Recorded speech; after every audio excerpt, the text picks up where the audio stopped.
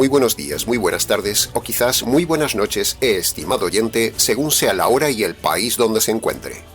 Les habla, como siempre, el pastor bautista Nikos Ricoy, director del programa Encuentros y del ministerio Tinajas, llenando siempre a cada tinaja que nos escucha con el agua fresca y limpia de la palabra de Dios desde aquí en España. Muy bienvenidos una vez más a todos y muchas gracias como siempre por estar ahí atentos al nuevo mensaje de hoy de nuestro programa Encuentros.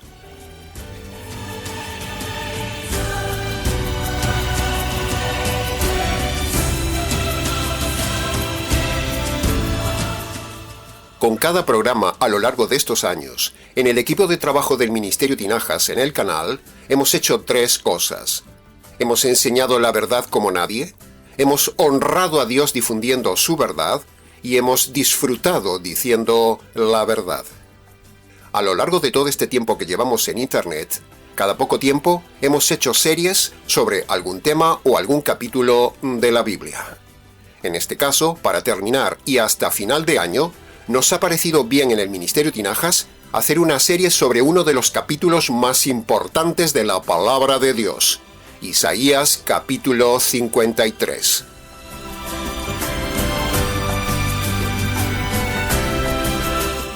Dividiremos el estudio de esta serie en 5 partes, en 5 programas, en las siguientes 5 semanas hasta final de año, que las titularemos así. El primer mensaje, el de hoy, lo titularemos Lo sorprendente del Mesías. El segundo mensaje lo titularemos La soledad del Mesías. El tercer mensaje será El Mesías como sustituto. El cuarto mensaje estará titulado El silencio del Mesías. Y por último, el quinto mensaje será La satisfacción del Mesías.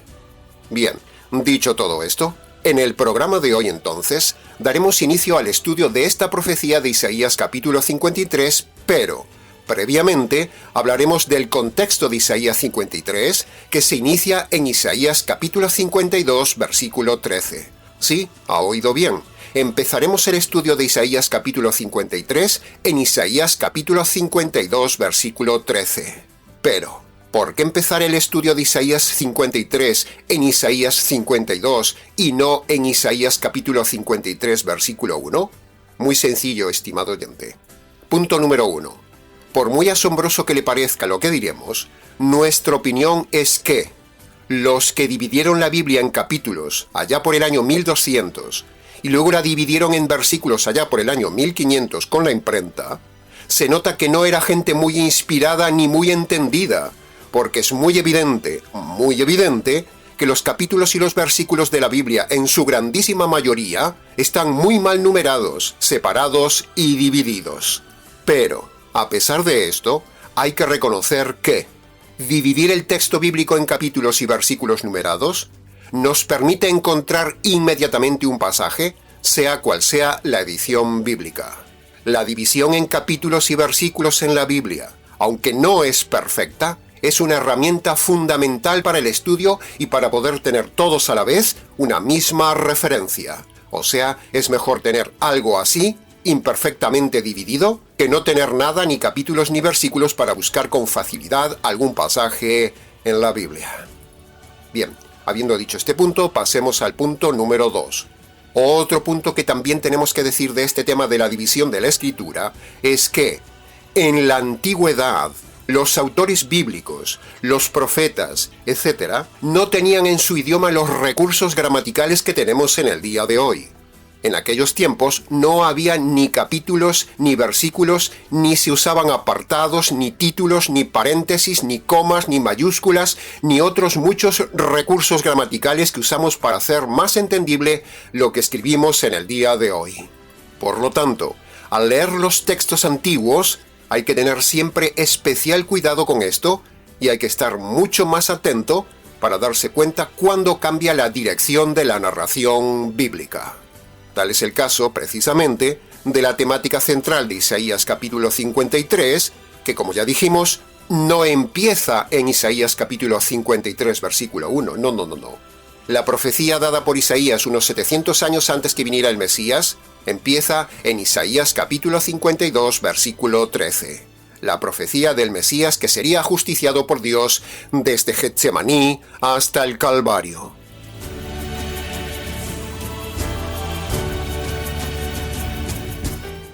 Así que entremos entonces en el análisis y comentario del contexto previo a Isaías capítulo 53. Desde el inicio de Isaías capítulo 52, Dios estaba hablando a Israel de una futura victoria y restauración que Él daría a su pueblo sobre todas las demás naciones. Es decir, el capítulo 52, si usted lo lee, es un capítulo de promesa de salvación y victoria para toda la nación de Israel sobre sus enemigos, las otras naciones. Pero, de repente, el autor del libro, Isaías, hace un giro inesperado en la narración y al llegar al versículo 13 del capítulo 52, el autor hace un gran paréntesis y en lugar de seguir hablando de la nación de Israel, asombrosamente de forma inesperada, el autor pasa a hablar de un hombre. Sí, de un hombre, pero un hombre muy especial, un siervo sufriente, el Mesías. ¡Qué contraste! ¡Qué sorpresa se encuentra uno en la lectura de este pasaje! Uno estaba leyendo sobre batallas y victorias y de repente se encuentra con esta sorpresa, sin aviso, sin cortes, sin títulos, nada de nada, sino que de repente el profeta introduce unos pasajes de sufrimiento de un hombre. ¿Por qué habrá hecho este giro el profeta? ¿Por qué este cambio? ¿Por qué este paréntesis? ¿Por qué esta sorpresa? Buena pregunta para el lector. Bueno, a nuestro juicio, en primer lugar, porque Dios es así, sorpresivo, y Él es el autor de la Escritura. Y en segundo lugar, Isaías estaba escribiendo lo que el Espíritu Santo le estaba dictando. Pero, en un determinado momento, el Espíritu Santo lo sorprende y le deja de hablar de las victorias que tendrá la nación de Israel para hablar de una victoria diferente de Israel. Dios, en su soberanía, decide que ese sea el mejor lugar para decirle a Isaías una de las profecías más impactantes de la Biblia para Israel y para los gentiles, la profecía del Mesías en la cruz. Una profecía de victoria, pero, una victoria diferente, una batalla diferente y sobre un enemigo diferente, sobre los mayores enemigos de Israel y del hombre, el pecado, la muerte y la condenación eterna, los tres grandes enemigos del hombre. Y esa victoria sobre esos enemigos, Dios la daría por medio de un solo hombre muy humilde, el Mesías sufriente, un siervo.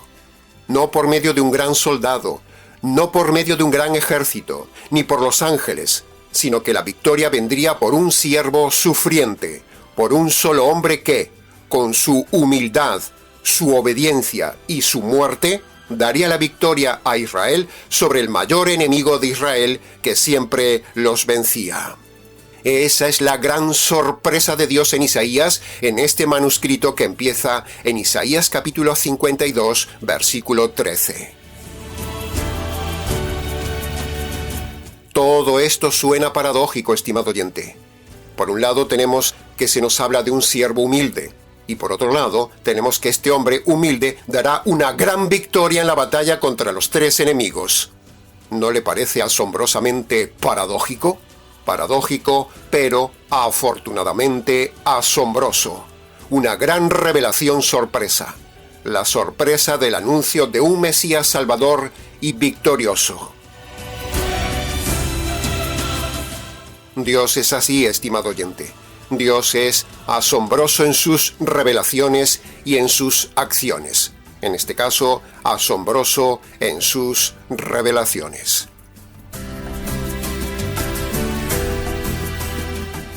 Estimado oyente, cada frase y versículo de este poema o cántico del Mesías sufriente que estudiaremos, sinceramente, usted verá que es un manantial de revelación, sabiduría, doctrina, teología, impacto y admiración única sobre el aspecto más importante de la teología bíblica, la profecía de la cruz del Mesías, que no es otra cosa que el Evangelio. El Evangelio de salvación profetizado aquí para defender a los hombres de sus mayores enemigos, los pecados, la muerte y la condenación eterna.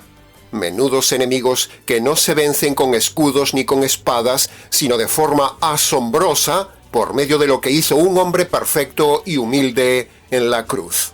Eso es lo que Dios quiso revelar a Israel por medio del profeta Isaías en este texto. Por eso, el giro narrativo que surge desde Isaías capítulo 52, versículo 13, es admirable. Es como encontrarse con algo nunca revelado, algo inesperado, algo impactante en la lectura. El lector no se espera lo que va a encontrar en la lectura a partir de estos versículos. El capítulo es asombroso, porque el siervo es asombroso, y porque lo que hizo ese siervo es asombroso. La victoria sobre los mayores enemigos del hombre: el pecado, la muerte y la condenación eterna. Bien, habiendo dicho este contexto, entremos entonces a partir de ahora en el análisis y comentario expositivo de cada uno de los 3 versículos seleccionados para hoy en esta miniserie sobre lo sorprendente de este siervo, el Mesías.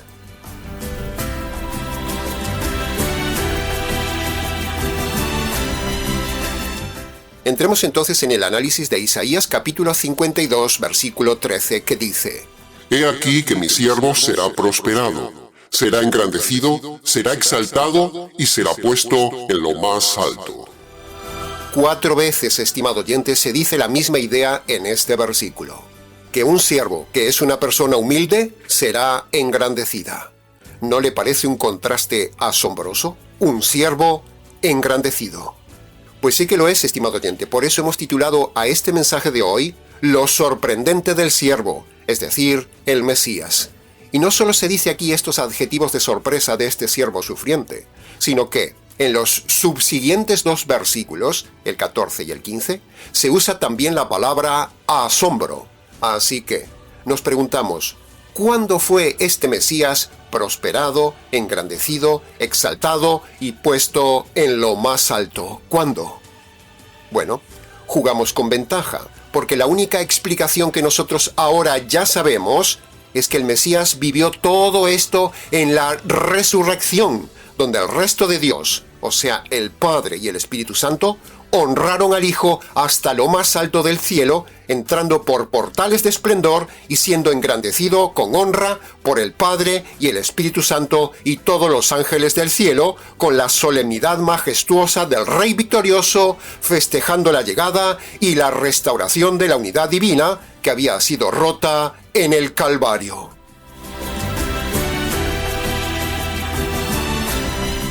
Así que este pasaje nos está hablando y profetizando la resurrección victoriosa del Mesías con 4 puntos. Primero, la obra de Cristo en la cruz fue prosperada, consumada y terminada completa. O sea, todo el plan salió bien, todo prosperó bien.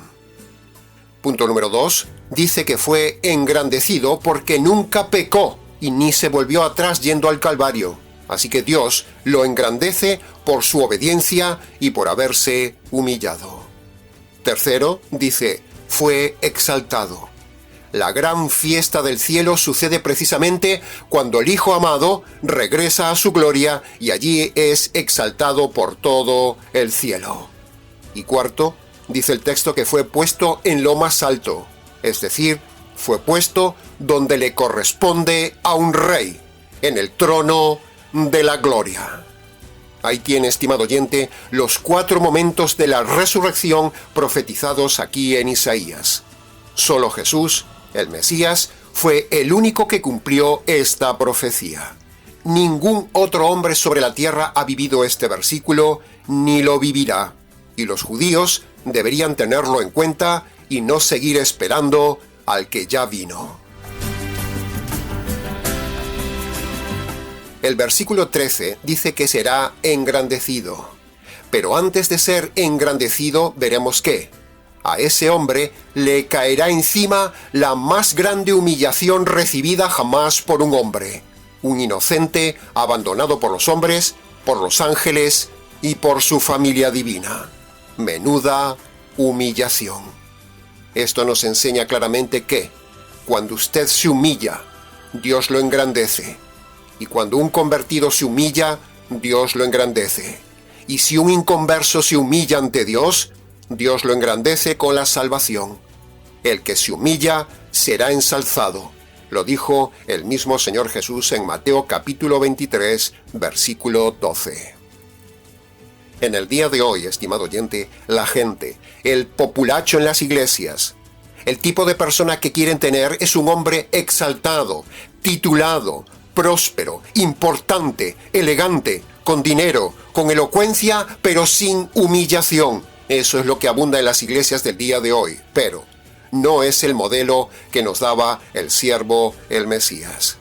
En lugar de ser exaltados por Dios los hombres de hoy, estos falsos predicadores se exaltan a sí mismos en su elocuencia, en su griterío, en su manipulación, en su dinero, en su éxito, en sus estudios, en sus títulos, en su opulencia y por ser expertos en robar a la gente.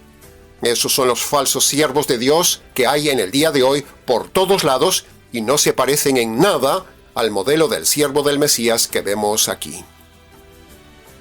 Precisamente, el verso 13 es la única parte que quería Judas, la única parte de la profecía que le interesaba a él, un Mesías glorioso y poderoso contra los enemigos romanos. Pero Judas no leyó los versículos siguientes, solo quiso a Jesús como líder victorioso sobre la nación de Israel y sobre los romanos, pero no vio lo espiritual del Mesías en los siguientes versículos. En fin, hasta aquí con la explicación, interpretación literal y la aplicación personal de este primer versículo, el versículo 13, para usted.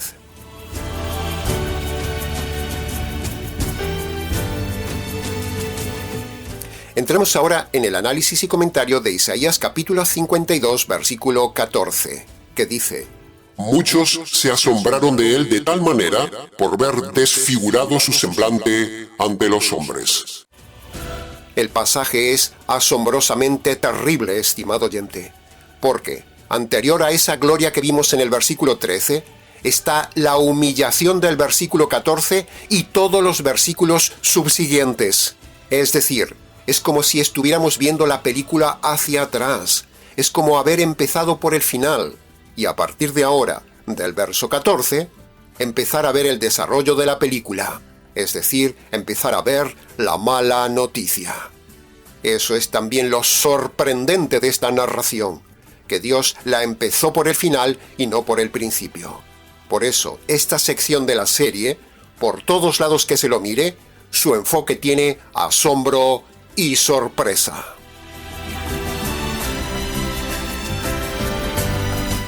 En el versículo 14 se nos está hablando del aspecto físico desfigurado del Mesías. ¿Y cuándo sucedió esto?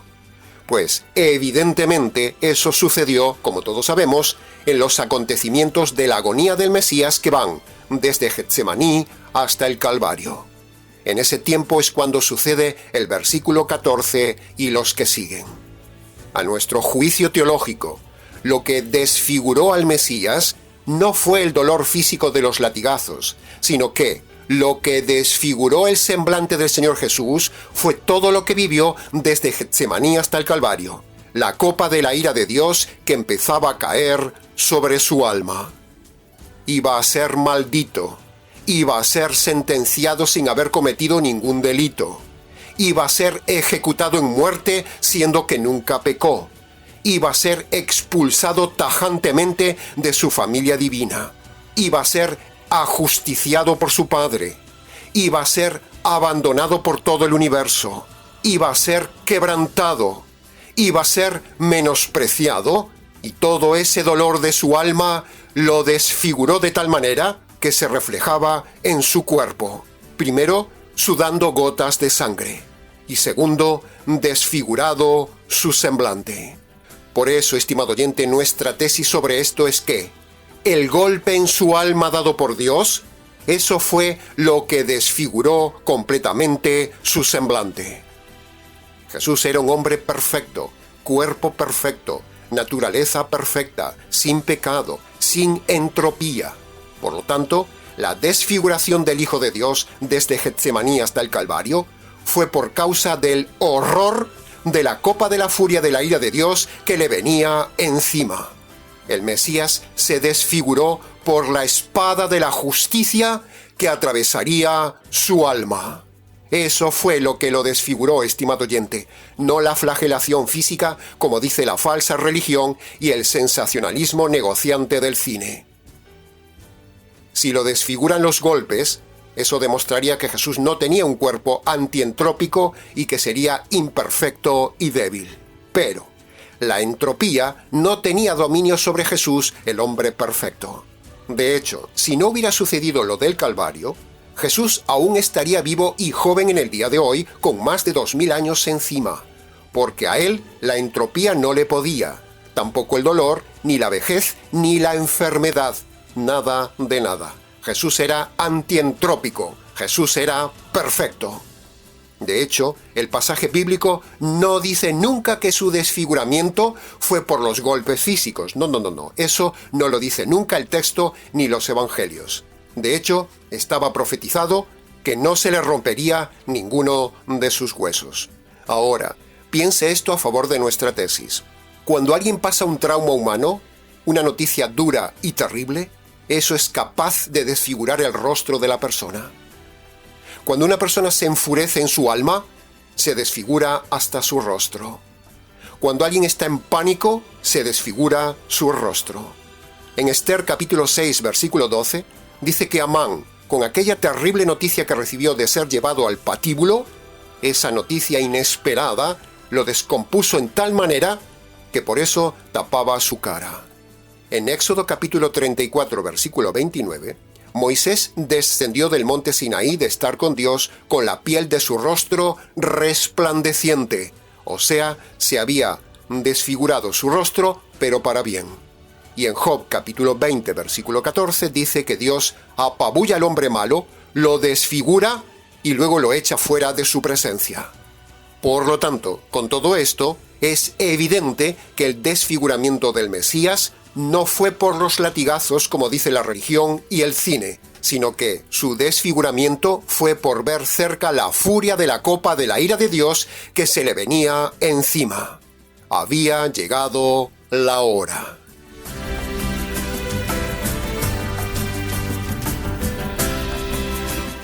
Cuando Jesús vio que había llegado el día en que la espada de la justicia divina atravesaría su alma, era lógico que se desfigurara.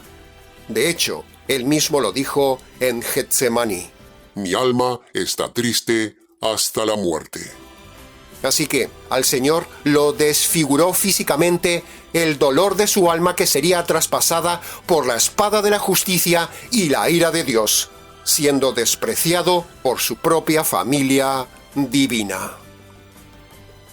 No seamos influidos por el cine, estimado oyente. No seamos sensacionalistas. No seamos ignorantes como los religiosos que se centran en lo físico del Calvario. A Cristo lo desfiguró la justicia y la furia de la ira de Dios que lo aplastó como lo aplastará usted si usted no se convierte por medio del Evangelio de la justicia de la cruz. Usted también quedará desfigurado por toda la eternidad con el horror, el pavor, el terror, el dolor y el temblor eterno al verse sin salida con sus pecados ante la furia de Dios. Estar ante la ira de Dios desfigurará completamente a todo hombre. Usted querrá que la tierra lo trague, pero ya no podrá huir de la presencia de Dios.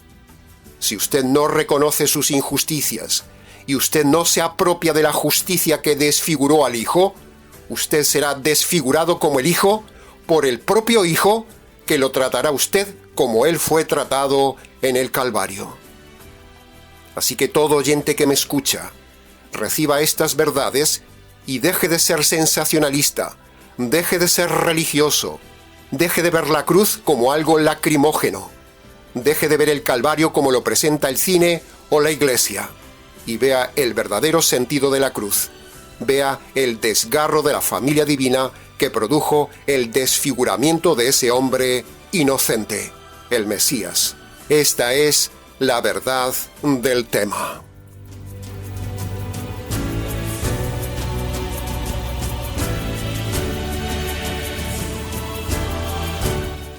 Pasemos ahora al análisis del último versículo de hoy, Isaías capítulo 52, versículo 15. Dice: Asombrará él a muchas naciones, porque verán lo que nunca les fue contado y entenderán lo que jamás habían oído.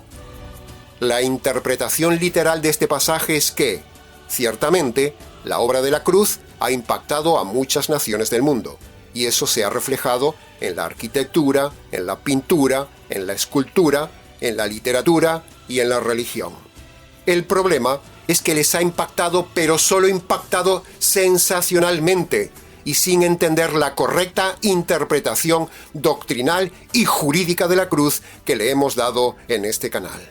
Las naciones se han quedado solo con el sensacionalismo externo de la cruz por culpa de la perversa religión y del cine que les ha influido con lo físico de la cruz y nada más. Por eso, las naciones necesitan verdaderos predicadores que expliquen correctamente el verdadero sentido jurídico de la obra de la cruz para que el asombro no sea sensacionalista como hacen los predicadores falsos de las naciones y el cine, sino que expongamos el evangelio bíblico para que prediquemos a las naciones y a cada persona y ellos se asombren de lo realmente impactante y jurídico que sucedió desde Getsemaní hasta el Calvario. Olvídese de la sangre, olvídese de las espinas, olvídese de los clavos y céntrese en la justicia divina que le cayó a él por sus injusticias, estimado oyente. Eso es lo que le debe asombrar a usted y que nunca había oído, sino probablemente solo en este canal. Lo asombroso de la cruz no son los clavos, estimado oyente, no es la corona de espinas como ya hemos dicho, no son los latigazos, no es la crucifixión, no. Tenga en cuenta que todo eso lo vivieron también los ladrones del Calvario y peor que Jesús, porque a los ladrones les partieron las piernas estando vivos, cosa que a Jesús no se lo hicieron. Por lo tanto, con eso vemos que sufrieron más los ladrones que Jesús. Tenga en cuenta también que miles de mártires fueron incluso quemados en una cruz y otros por días agonizando en la cruz y siendo comidos por los animales y las aves.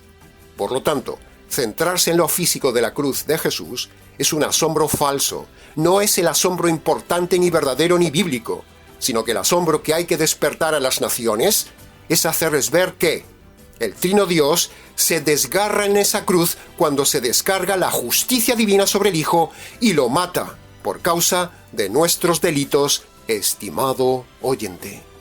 Ese es el asombro que las naciones deben ver y nosotros debemos esforzarnos en hacer ver, como predicadores del Evangelio, y despertar en los hombres el verdadero asombro de la cruz, y eso es precisamente lo que hemos hecho en estos 6 años en el canal. Hemos asombrado correctamente a miles de personas de diferentes naciones, contando el verdadero significado jurídico de la cruz, que no es el sensacionalismo visible, sino la crudeza invisible que hay detrás de la cruz, donde el Padre, el juez, en complicidad con el otro juez, el Espíritu Santo, descargan la justicia divina sobre el Hijo inocente para satisfacer la justicia divina que merece el hombre delincuente por sus injusticias cometidas en toda su vida. Eso es lo asombroso y lo real en el Calvario. El primer asombro es entender que Dios, en lugar de descargar la justicia sobre usted, que usted merece como delincuente, la descarga sobre el Hijo inocente. Y el segundo asombro es ver cómo esa familia divina se desgarra desde Getsemaní hasta el Calvario para salvar al hombre miserable. Este mensaje de hoy es lo que deben comprender todas las naciones hispanoamericanas, y nosotros nos hemos esforzado constantemente en predicar para cumplir precisamente ese versículo 15. Las naciones quedarán asombrados por la verdadera realidad del Calvario. Dice también el verso 15, entenderán lo que jamás habían oído.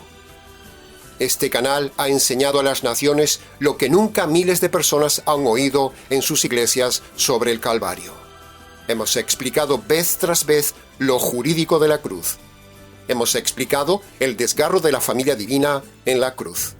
Hemos explicado muchas veces lo jurídico del Evangelio. Hemos explicado la justicia caída en la cruz. Hemos explicado lo jurídico del equipo divino, el Padre juez, el Hijo abogado y el Espíritu Santo el fiscal. Y por último, hemos explicado cientos de veces que el Evangelio es puramente jurídico porque tiene todos los elementos básicos que hay en una sala de justicia, como usted puede ver en pantalla. Eso es lo que probablemente miles de personas han oído por primera vez en este canal y ahora con eso entienden el verdadero significado de la cruz y de Isaías capítulo 53, que no es ni más ni menos que el verdadero significado jurídico de la cruz, el Evangelio.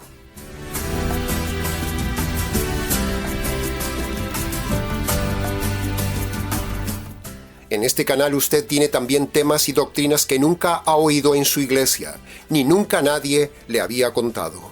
En este canal asombra a muchos lo racional, lo radical y lo jurídico de nuestros mensajes comparado con otros canales, predicadores e iglesias. Nosotros, como modernos Isaías, le hemos revelado, contado y enseñado la verdad que ahora su fe ya no tiene excusa.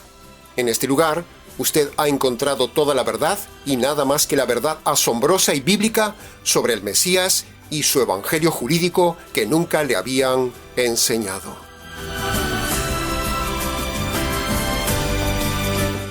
Romanos capítulo 15, versículo 21, Pablo toma estas palabras de Isaías capítulo 52, versículo 15, y hablando de Cristo y del evangelio dice, como está escrito, la noticia que nunca habían recibido, la verán y entenderán lo que nunca antes habían oído.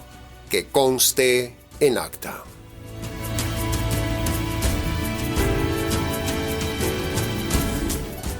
Y para terminar este primer mensaje de hoy de la serie, le recordamos que este es el capítulo que Judas nunca aceptó ni entendió de la Escritura. Este es el capítulo que los judíos no entendieron ni entienden actualmente de la Escritura. Este es el capítulo que el etíope de Hechos capítulo 8 no entendía de la Escritura. Y este es el capítulo que necesita entender todo el mundo, judíos y gentiles, porque este capítulo es el Evangelio. Id por todo el mundo y explicadles Isaías capítulo 53. Así podríamos terminar parafraseando perfectamente las palabras de Jesús para terminar este mensaje. En el alma del Mesías, el Hijo, Dios el Padre clavó la espada de la justicia divina y lo mató con triple muerte: la muerte física, la muerte de su alma y la muerte familiar divina. El que tenga oídos, oiga esta revelación de Dios, que conste en acta.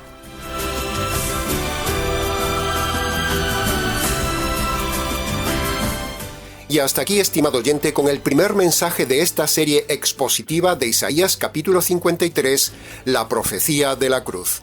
Mucho más se pudo haber dicho de estos versículos, pero a lo largo de la serie, en las siguientes semanas, traeremos para usted más elementos de meditación. Si tiene preguntas del tema, escríbanos. nicos@gmx.es. Les ha compartido este programa quien les habla, el pastor bautista Nikos Ricoy, expositor bíblico del Ministerio Tinajas, desde aquí en España para todas las naciones. Será entonces con el gusto de siempre, hasta nuestro próximo mensaje de la serie, aquí en nuestro habitual programa Encuentros.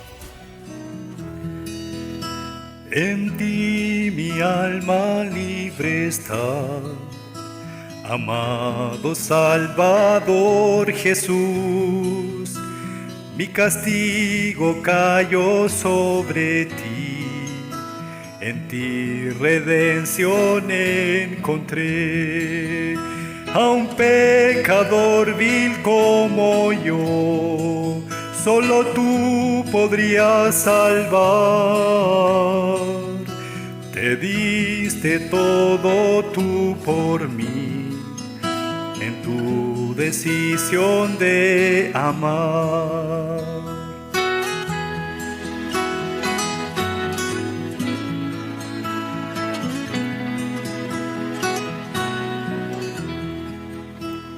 Jesús, mi amado Salvador, quien mi lugar tomó, y fue en aquella cruz que mi culpa quisiste tú quitar. Tu ira hoy no temeré, a tu lado seguro iré. Un día por fe a la cruz llegué, y de tu justicia me apropié.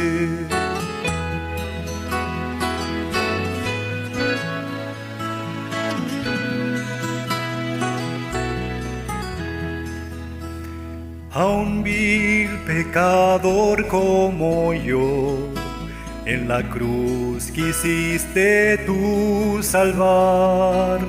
En la cruz mi iniquidad dejé, y de ti nunca más me alejé.